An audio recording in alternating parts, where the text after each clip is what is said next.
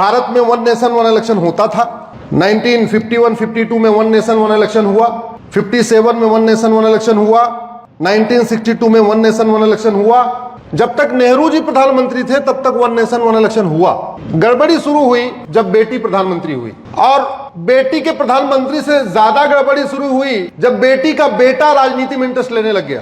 बेटी का बेटा एक जगह गया था राज्य में घूमने, मुख्यमंत्री ने रिसीव किया। सोचिए क्या प्रोटोकॉल था कि प्रधानमंत्री का बेटा आ रहा है, उसकी कोई पोस्ट नहीं है, लेकिन रिसीव कौन करने आ रहा है? मुख्यमंत्री। और मुख्यमंत्री की हरकत उसको पसंद नहीं आई, नहीं अच्छा लगा।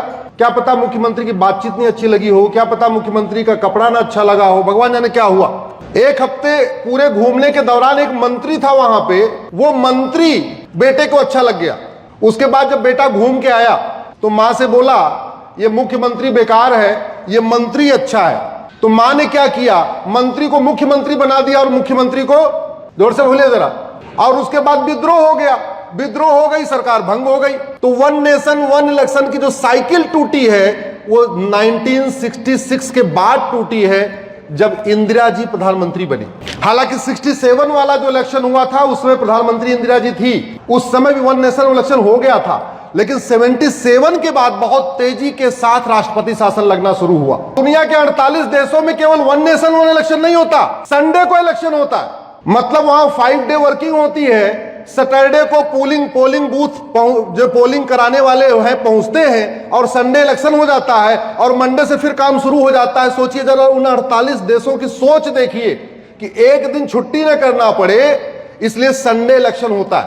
वन नेशन वन इलेक्शन होगा तो 55 महीने तक संसद का सत्र भी बढ़िया चलता रहेगा, क्योंकि क्षेत्र में ज्यादा ध्यान नहीं देना है। जो लोग राजनीति में बड़े इंटरेस्टेड हैं उनके लिए भी फायदा है। अभी क्या होता है, कुछ वरिष्ठ लोग विधानसभा हार जाते हैं तो लोकसभा पहुंच जाते हैं, लोकसभा हार जाते हैं विधानसभा पहुंच जाते हैं, वो कहीं न कहीं अपना गुड़ा भाग कर लेते हैं। 5 साल में एक बार चुनाव होगा तो पॉलिटिकल पार्टियों के लिए मजबूरी है सबसे बेस्ट कैंडिडेट छांट के ले ले, क्योंकि एक बार ये हारा तो मामला गया, तो 5 साल तक गया तो गया। तो पहली बात तो ये बताऊं कि ये वन नेशन वन इलेक्शन उतना ही कठिन है जितना आर्टिकल 370 को हटाना।